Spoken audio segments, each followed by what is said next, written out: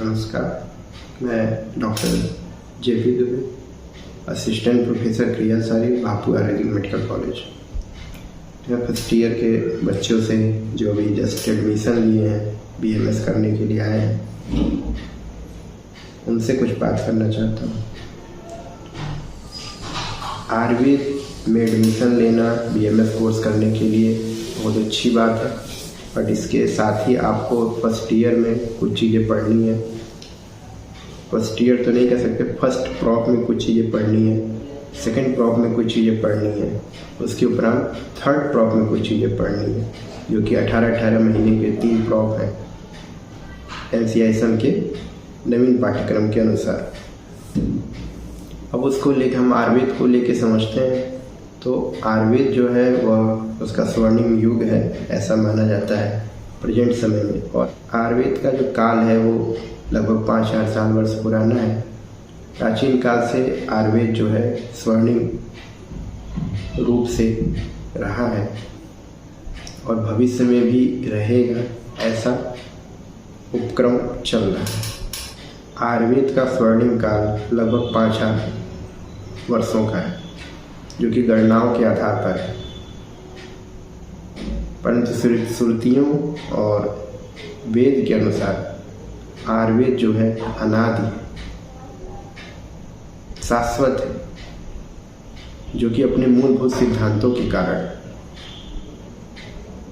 5000 वर्षों की गणना के उपरांत भी आज भी और भविष्य में जितने भी सैकड़ों वर्ष बीतेंगे उसमें भी आयुर्वेद स्वर्णिम रूप से बना रहेगा। ऐसा इसलिए कहा जाता है क्योंकि आयुर्वेद के जो मूलभूत सिद्धांत हैं वो अछूट हैं, वो कभी बदलते नहीं।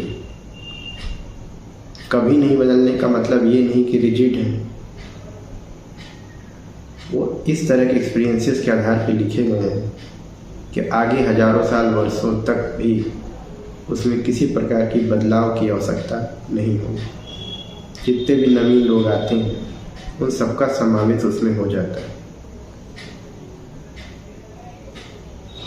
परंतु अभी हम पाठ्यक्रम के बारे में बात करेंगे तो 4.5 वर्ष का आपका पाठ्यक्रम है, प्लस 1 वर्ष की इंटर्नशिप है। टोटल 5.5 वर्ष का यह शिक्षा प्रणाली, ये डिग्री कोर्स बनाई गई है। उसके बाद आप MD MS कर सकते हैं, PhD भी कर सकते हैं, या फिर प्रैक्टिस में जा सकते हैं। बहुत सारे ऑप्शन हैं इसके बाद। अभी हम फर्स्ट ईयर के सब्जेक्ट्स के बारे में बात करेंगे, कौन से सब्जेक्ट आपको पढ़ने हैं और उसके लिए कौन सी किताबें आपको लेनी चाहिए।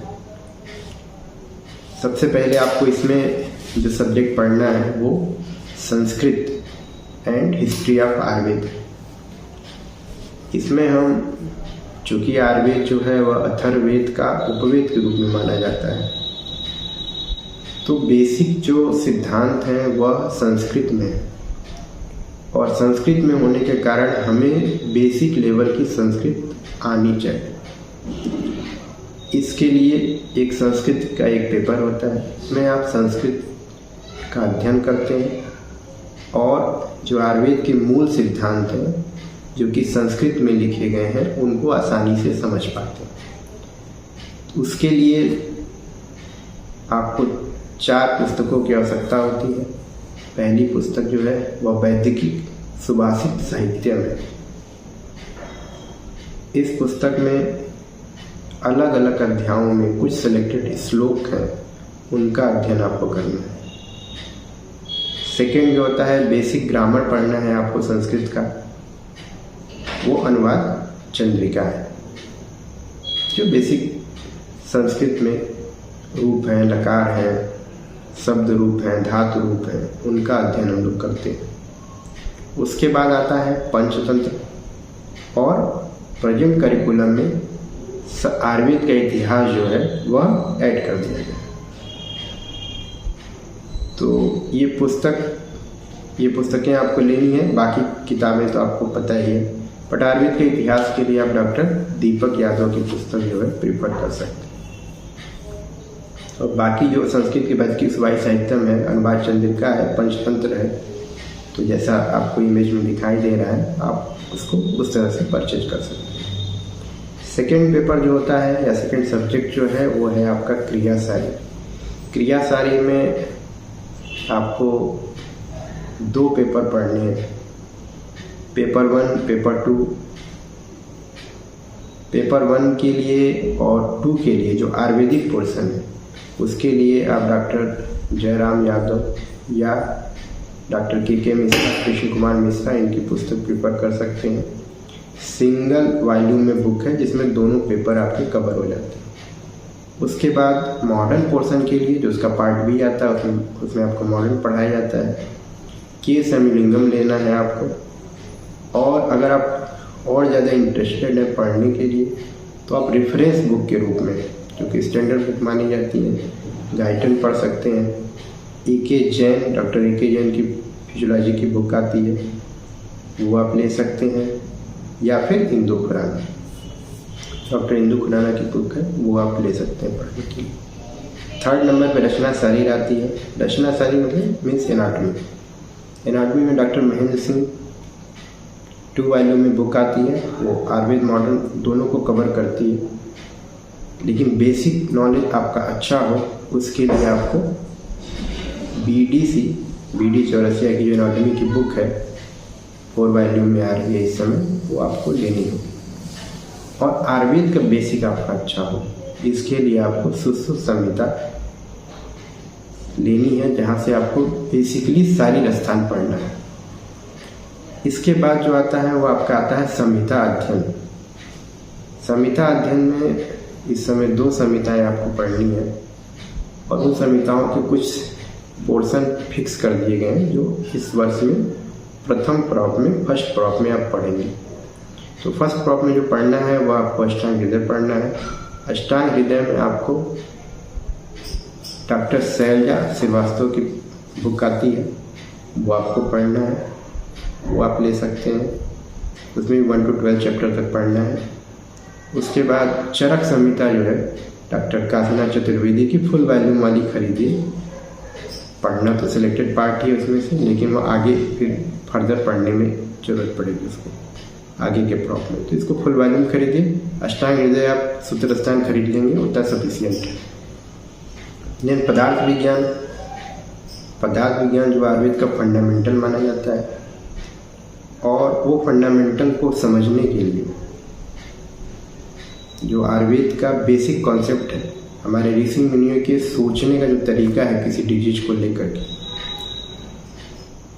रोग के कारण क्या है, उसका उपचार कैसे होगा, उसकी संप्राप्ति कैसे बनेगी, ये जो बेसिक चीज़ें हैं और उसको समझना है तो आपको पदार्थ विज्ञान में कमांड रखना होगा। पढ़ने में थोड़ा बोरिंग होती है बट बहुत अच्छी बुक है, सब्जेक्ट बहुत इंटरेस्टिंग है, आप उसको पढ़िए। उसके लिए आप प्रेजेंट टाइम में डॉक्टर शैलजा श्रीवास्तव की बुक ले सकते हैं, और अगर डीप पढ़ना है तो आप डॉक्टर रविंद्र त्रिपाठी की पदार्थ विज्ञान को प्रेफर कर सकते हैं। फर्स्ट प्रॉप में इतनी पुस्तकें हैं, इन पुस्तकों को लेके आप पढ़िए, आपका बेस अच्छा होगा।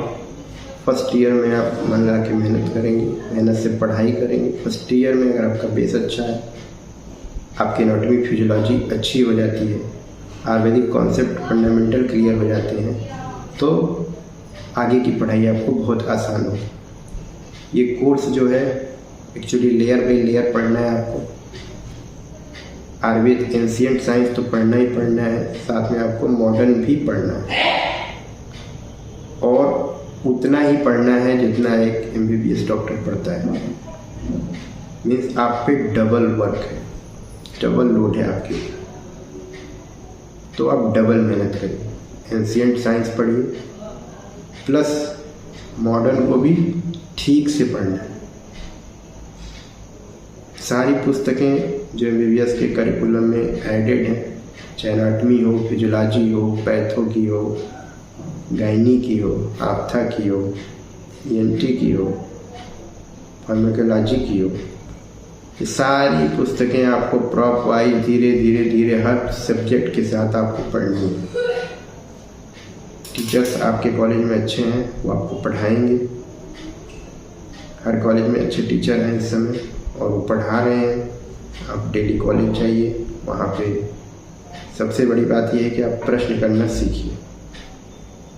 पहली क्लास से प्रश्न करना सीखिए। कोई शर्म मत करिए, पूछिए। जितना आप आयुर्वेद में पूछेंगे उतना आपका सोचने का विजन बढ़ेगा, उतना आप डेप्थ में जा पाएंगे और चिकित्सा करने में आप उतने सफल होंगे। कोर्स बहुत अच्छा है, स्कोप बहुत अच्छा है, भविष्य आयुर्वेद का है। प्रिवेंशन जो हमारे आयुर्वेद का इस समय पूरी दुनिया में अपनाया जा रहा है। हर बीमारी के ट्रीटमेंट से पहले उसके प्रिवेंशन के बारे में सोचा जा रहा है कि प्रिवेंट करना आसान है।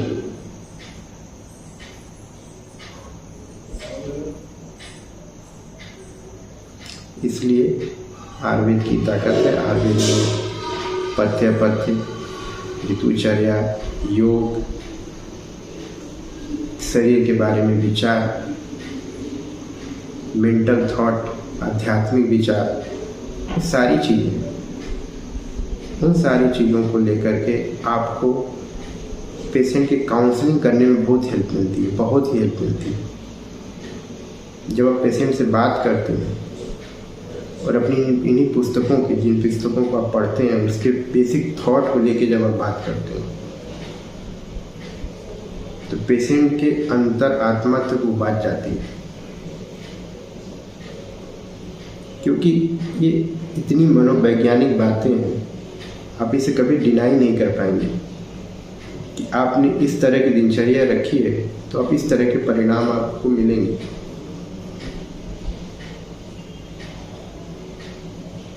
पेशेंट उसको एग्री करता है। तो ये चीज़ें जो है आपको आपके विद्यालय में बहुत अच्छे से सारी चीज़ें सिखाई जाएंगी। कोर्स के साथ, सिलेबस के साथ जुड़े रहिए। और ये जो चैनल है आरोग्य किरण नाम से, इसको सब्सक्राइब करिए, शेयर करिए। मैं यहाँ पे अपने clinical experiences, procedures, Ayurvedic medicine,